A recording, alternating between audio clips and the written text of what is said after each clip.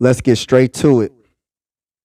The Philadelphia 76ers lost the first game of the season to the Milwaukee Bucks, 118-117, but it wasn't as bad as it could have been.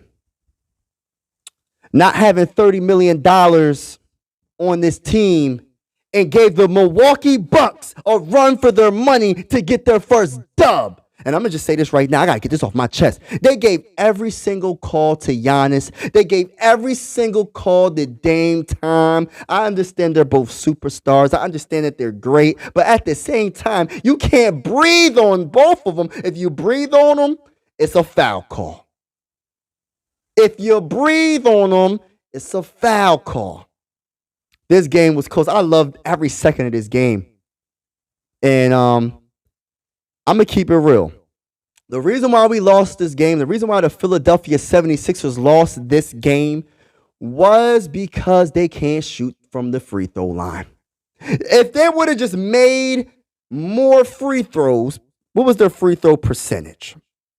Free throws, they shot 67.9% from the free throw line. 19 of 28 shots. That's not good enough. That's not good enough. Not even close. And they got, let's see the rebounds. Oh my gosh, let's see the rebounds. All right, so rebounding is closer than I thought. It's 44-39. But I feel like we could have dominated the Bucks when it came to rebounding. But it's just, there's too many times when the Bucks will miss a shot. The Philadelphia 76ers will just look at the ball. Instead of looking at the ball and boxing out to get the rebound, too many times Portis will come in. I can't stand Portis. I like Portis. He was getting hype. He put that putback and he was like, ah! He started getting hype. I was like, man, I don't like him, but I like him. If he was with the Sixers, I think I'd be like, yeah, that's that guy right there. That's why I didn't really like PJ Tucker before he came to the Sixers, or Pat Beverly before he came to the Sixers. I like Portis, to be honest with you, but that was just an example. I don't know what quarter it was, but he put the basket in and he got hyped and he started banging on his chest. And I said, oh man, I can't stand this guy. But we got to do better when it comes to rebounding and when it comes to free throws. That's pretty much it. And we would have definitely won this game. And the assists, we did better when it comes to assists. We had equal blocks. The steals, almost equal. The Bucks have 9 steals. Turnovers, we have one more turnover than the Bucks, 15-14. Points in the paint is dead even, 46-46. Yeah. So, like I said, it was the rebounding and free throws, period. Now, let's get to the stats of the 76ers. Joel Embiid had an okay game overall. He started really slow when it comes to the defensive side of the ball. He was very, passive.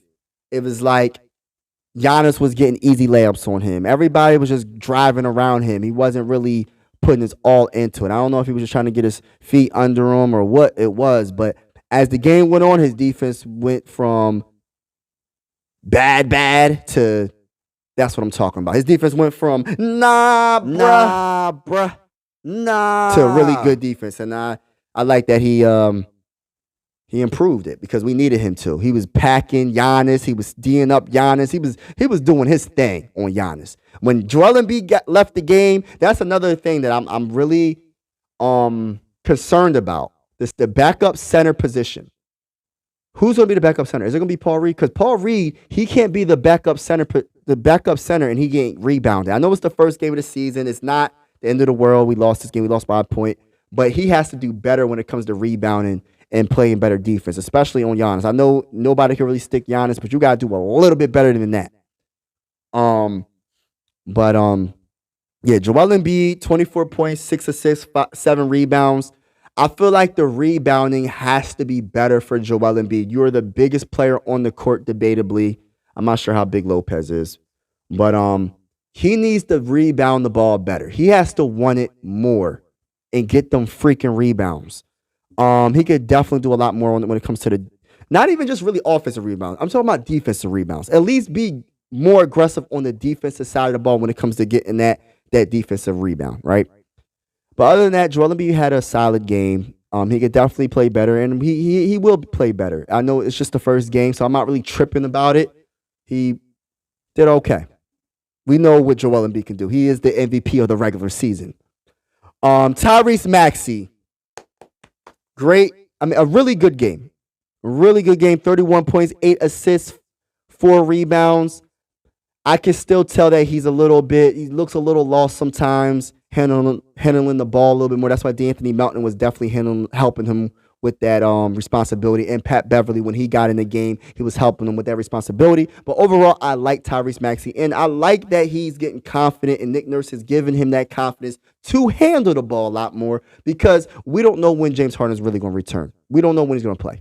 You know what I mean?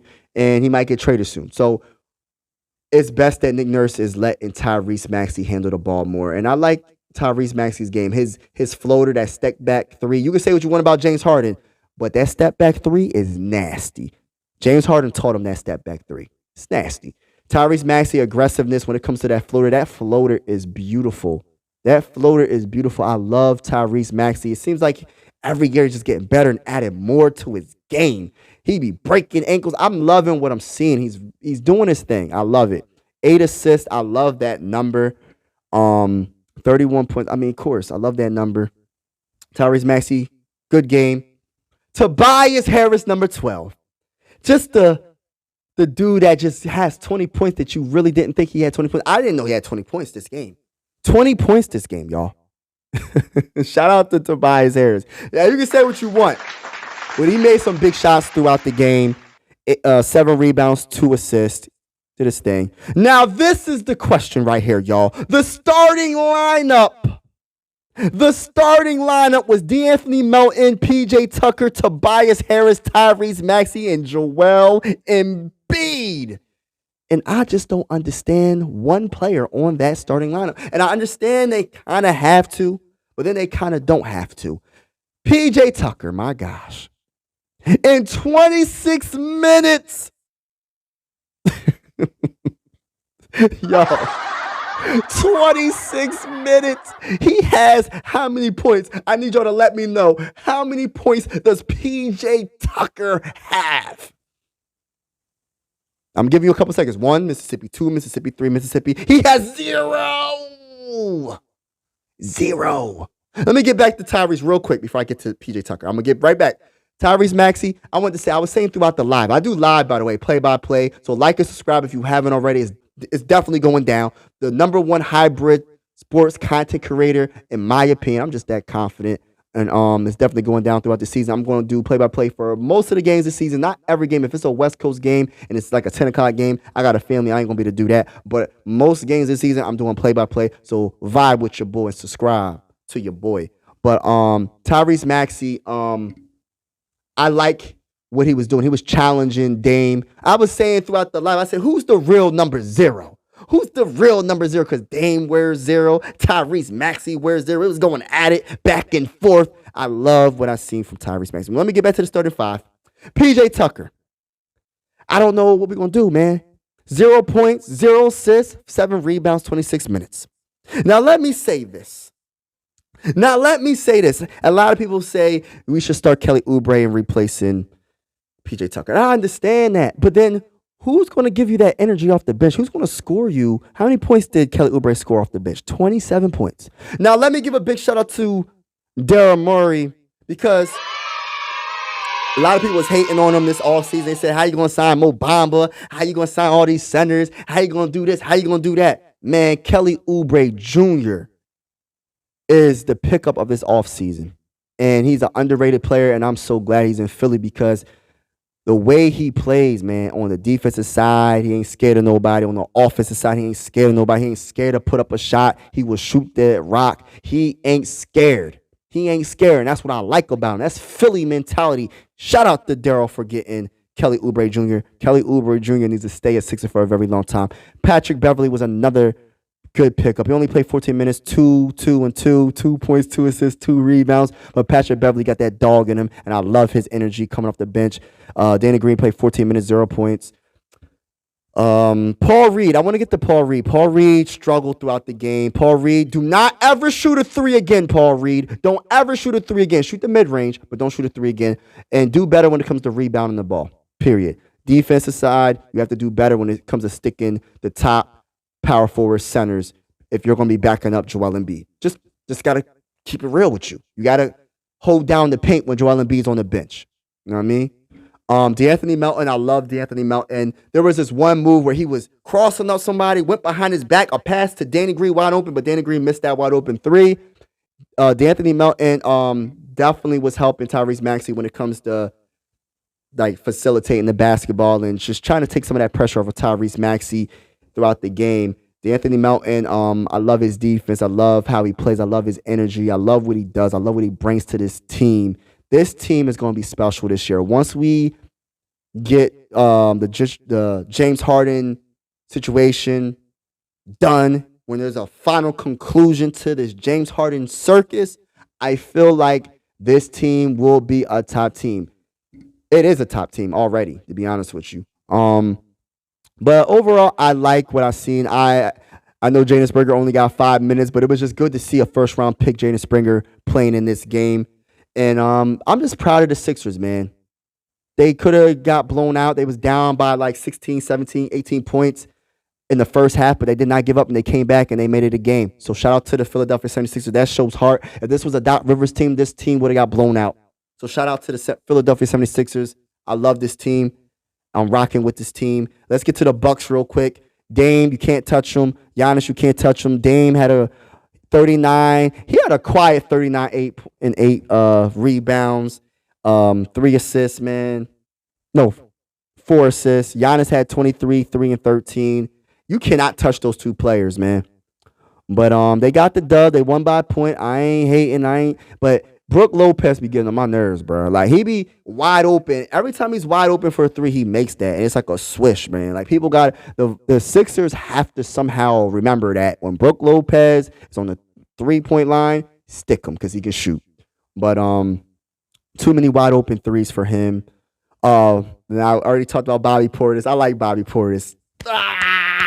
But this was a good game. Shout out to everybody that vibed with me tonight on the live. The play-by-play was very fun. I appreciate y'all. Have a wonderful night, and make sure y'all tune in next play-by-play. It's definitely going down. Tell me what you think about this game. Do you think the Philadelphia 76ers are contenders after this one game? I know it's one game, but still, I think they contenders, bro. That's just my opinion.